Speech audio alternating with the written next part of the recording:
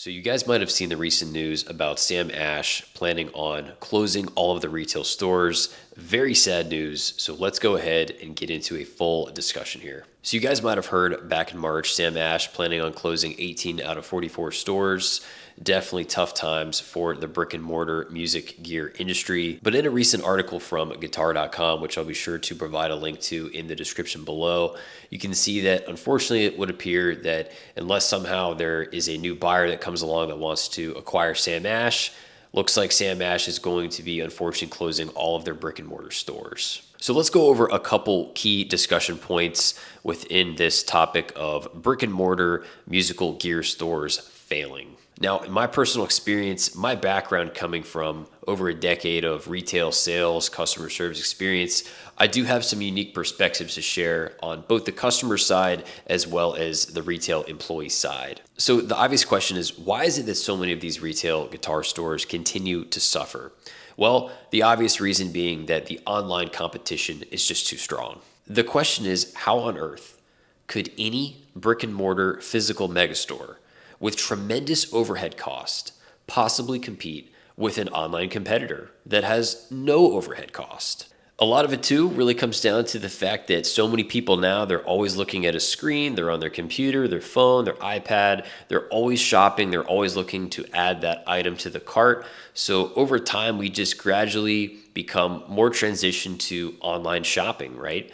I can definitely have appreciation for a great in-store experience. Again, my background being mainly a retail guy, my perspective perhaps is a little bit different, but for a lot of people, they just want that convenience. Get that item in the cart. They see that option for maybe same day, next day shipping. They just get used to that Amazon interface. I think nowadays more than ever, a lot of people, they're just buying general day-to-day household items more so online than going into stores, right? They just want that convenience. Curbside pickup, same day delivery. I think it really does shift people's mindset into looking at online as just the positive solution in every aspect of shopping. So not just talking about retail and guitars, this is for everything. I mean, let's face it, a lot of people don't even want to get in their car and go drive to the grocery store, right? They're going to pull up an app on their phone, they're going to add those groceries to the cart, they're going to have it delivered same day, right? So you get accustomed to that type of service, it really takes people out of that physical storefront.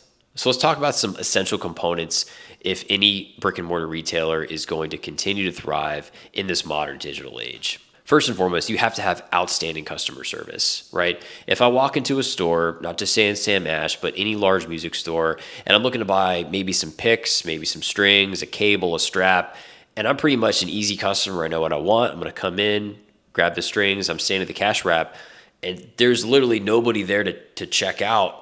I mean, that right there is definitely very off-putting, right? So if I'm standing around like, is anybody going to ring me up? Does anybody want to take my money, right? This is definitely not a good look for a brick and mortar store. I remember when I was a kid years and years ago, I bought one guitar actually from a Sam Ash local to me here, and it was on the very, very top shelf on the wall. And I remember asking the guy, I was like, hey, can I take a look at that guitar? And the guy was like, he was so irritated that he had to go out and drag like a heavy duty, like Home Depot, Lowe's sized commercial ladder to go up and get it. Right. And it just like the dude acted like I literally just ruined his day. Right. Maybe he just assumed I wasn't going to buy it, but I knew what I wanted. I came in with a specific purpose. Even though I was a young kid at the time, look, I'd been cutting grass, saving my money, scraping all my pennies together because I really wanted to get a guitar. I came in that day. I happened to see something that caught my eye on the wall. I was like, hey, man, I'm trying to get this, whatever. Dude acted super annoyed, right? So after resentfully climbing up the ladder and bringing the guitar down, I subsequently purchased the guitar as I had intended. And the guy was actually pretty surprised that I did make a purchase. So that's another example where just you can't have that standoffish attitude like everybody's coming in to waste your time, right? I'm not saying this is the case at all stores, but this is a common issue I've seen in well over a decade of retail. You have to be approachable, you have to be respectful, you got to be courteous, and you got to be willing to go the extra mile to make a sale. Because guess what? If you don't, they're going to go leave the store and they're going to order online. If I'm standing at the counter for 5, 10, 15 minutes with 2 packs of strings and a monster cable, look, it's like, do you guys not want money? Like, I guess I'll just put it back and go add to cart online. It's like, hey, I tried, as a customer. I put forth effort to support a local retailer. So if you don't have staffing, that's willing to follow through and execute, these are all contributing factors that are going to bring down the brick and mortar stores. The next thing I want to talk about is when you're selling any type of product, you're dealing with often very weak margins, right? You got to understand, if you're a store of any kind, whatever possible industry, you're going to have pallets of stuff coming in. You're going to have incoming freight, right? You're going to have to pay somebody in a stockroom to unpack it, set it up on display, right? You're going to have to get all the ticketing, all the UPCs, all the SKUs, all the merchandising that goes along with it, right? And then by the time you factor in an online price match, any kind of sale, any kind of discount or promo, right? You got to pay an employee some type of commission to sell the item. When all said and done, there's probably not really going to be a whole lot of profit left in the sale of that guitar, right? I'm just looking at the basic math here, guys. So in order for these businesses to sustain, they're going to have to hit tremendous volume to keep the doors open. But that's not happening when people are ordering online. They're going to the typical e-commerce titans. So again, very sad news for Sam Ash. I really do hate seeing things like this happen. I remember one time I bought a jazz bass from a local Sam Ash. This would have been about 5 years ago. And I'd been looking at different instruments and just, me being a retail guy, I'm probably at that lower percentile that makes a conscious effort to support a local store. And I remember the look on the face of the salesperson when I went in there and I said to the guy, "Hey man, do you have this jazz bass?" And he was like, "No man, I don't have it, but I can order it." How many times have we heard this before? I made a point to ask the guy, "Hey man, I understand, no worries at all. I understand you guys can't carry everything in every location at all times. Is there a way I could order it from you and that way you could get credit for the sale?" And he was like, "Man, that would be so highly appreciated, bro. I really, really thank you so much for, showing that consideration at the store level," right? So I ordered the jazz bass from the guy. He got the sale. I got the bass. I paid the same as I would have paid online, and everybody was taken care of during this transaction. This is just one small example of how we can make better effort as consumers to provide support to our local markets, guys. If you go to a local store of any kind and you have service, you have quality consultation provided by a salesperson, I do feel there is a underlying common standard of decency that the consumer should order from that person that's provided them that time and service, because that sale is how those people make a living and provide for their families. If you go in and kick tires and waste time, right, you're taking the food off the table for families that need to make a living in this modern day and age of tremendous inflation and living cost, right? So I'm not saying don't buy things online. I'm just saying that if we as consumers, if we make a more conscious effort to support local businesses, we're definitely going to increase the projected outlook for these stores continuing to survive, right?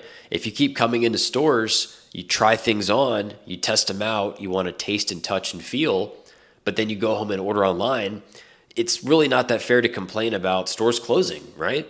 Again, this applies to so many different retail industries, well above and beyond guitars and instruments. The next thing I want to talk about is when looking at what it would take for a large megastore like a Sam Ash or a Guitar Center to continue to remain open and stay profitable, you have to recognize that the sale of products is not going to be enough. I mentioned it a little earlier, talking about the example of all the discounts and promos. By the time you sell a guitar, there's really not much profit left. We have to recognize that just the sale of that basic product is not going to be enough to pay the bills. Why do you guys think every time you go to buy something in a store, they want to ask if you want to add on that pro coverage extended warranty, right? Because the sale of the product alone is not enough to pay the bills. Side note, I'm personally not a fan of pro coverage, but again, the purpose of mentioning this in the video is just to illustrate the lack of profitability in the sale of the product itself. The next thing that needs to be a critical element of any mega store is you need to have a proper tech department, right? If you want to get a guitar set up, if you want to get a pickup swap, you want to get something repaired, maybe just a simple string change, you should be able to go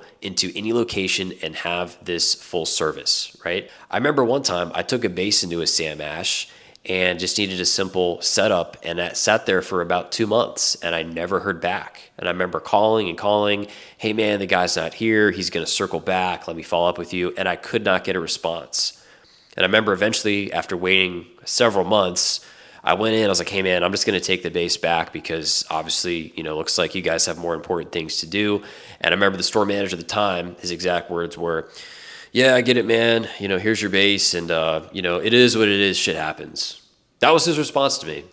So again, when you have poor staffing and poor service, these are all contributing factors to bringing down brick and mortar retailers. So again, if you're going to have a mega store, you need to have a proper guitar tech on site that's going to be able to provide that quality service. Another component of a successful large scale retailer is you would also want to have lessons, right? You've got a lot of square footage, you're going to have to cover that overhead, right? So you want people coming in ideally buying gear, getting lessons, getting that set up, getting that repair, right? You want it to be a one-stop shop that's going to have all of those products and services that support that musical consumer. Now, of course, not everybody needs lessons. Not everybody is going to need a setup. Maybe you have your own luthier that you work with, or maybe you do your own repairs, but you want to be a full-service retailer if you want to stand out and have an edge in this modern age. So those are my thoughts about just the general perspective and outlook on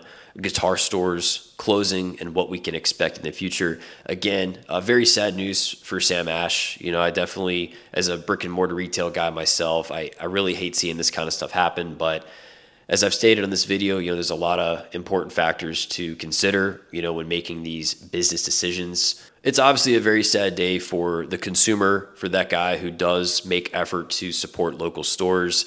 I hate seeing places shut down, and now that guy who otherwise would have come into a store, he unfortunately now is going to have to go online. So again, that is a bummer. And of course, it goes without saying, very sad news. I hate seeing retail employees lose their jobs due to store closures. That's always a really, really sad thing to see again in this modern digital age. I hope that perhaps the guys that, were consistent top performers, that were doing a good job, that were passionate about sales and customer service, I hope those guys can, make a seamless transition into other relevant industries and continue to succeed. So let me know your thoughts in the comment section down below. Again, I'll be sure to leave an article in the description box as well. Thank you guys so much for watching. Appreciate all the support. Subscribe to the channel if you haven't already. I will see you guys in the next one. Have a great day.